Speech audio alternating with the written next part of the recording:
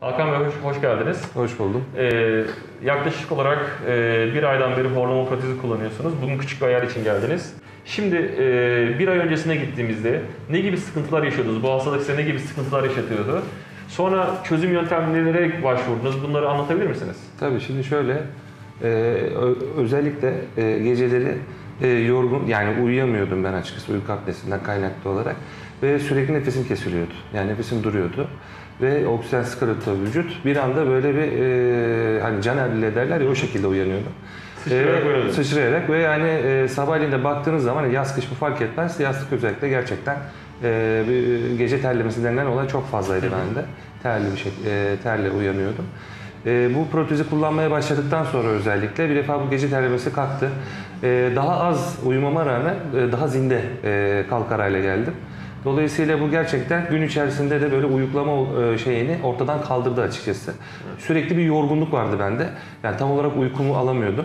Fakat bu protezle beraber evet, başlarda tabii alışmak oldukça zor. Hani evet, kolay bir şey değil ama sonrasında alışıyorsunuz bir şekilde. Ben hastalara onu şöyle tarif ediyorum. Daha iyi insanların anlayabilmesi için. Mesela birisini hayal edelim. Spor ayakkabı kullanıyor. Sonra gidiyor ayakkabıcıya. Kendi ayak numarasına göre, kendi ayağına göre kösel ayakkabı alıyor. Çok doğru. Ne oluyor? Evet. Ayakkabı ilk giydiğinde hiçbir şey yapmasa bile ayakkabı onu huzur veriyor. Aklı sürekli orada. Sanki böyle rahatsız ediyormuş gibi oluyor ama sonra alıştıktan sonra yolda yürürken kimsenin aklına ayakkabısı gelmiyor.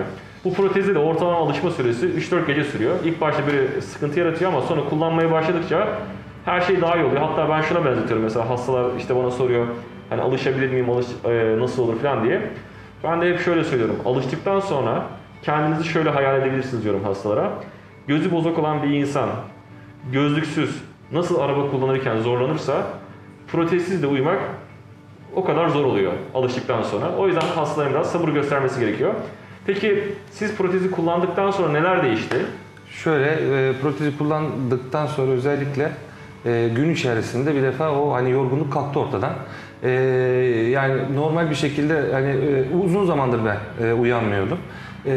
Yani dediğim gibi kısa süreli uykular bana yetmeye başladı ve gün içinde gerçekten enerjik olduğumu hissettim. Evet. Çünkü belli ki hani vücut ihtiyacı olan oksijeni aslında uyku sırasında alamıyordu. Olabilir. Ben onu sormuştunuz. Hani bu rahatsızlıkla ilgili daha önce uyku merkezine gitmiştim. Uyku merkezinde sabaha kadar yani üstümde birçok da böyle işte vericiyle işte izlendim.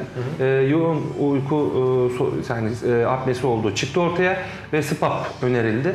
Ben SPAP'ı çok kısa bir süreli hani denedim ama bu gerçekten SPAP'la hani basınç altında uyumak gerçekten çok zor. Artı o cihaz hani doğru bir cihaz değil. Yani uykuyla özdeşleşen bir cihaz değil. Çok zor bir cihaz yani. Hasta yatağında yatıyormuş gibisiniz, öyle söyleyeyim. Dolayısıyla bu ürünü gerçekten hem pratik, bakımı da kolay. Evet. Yani öneriyorum. Ve yani geç kalınmadan da aslında bunun yaptırılması lazım. Neden? Çünkü sonrasında uyku apnesi kalp rahatsızlıklarından tutun dolaşım bozukluklarına kadar.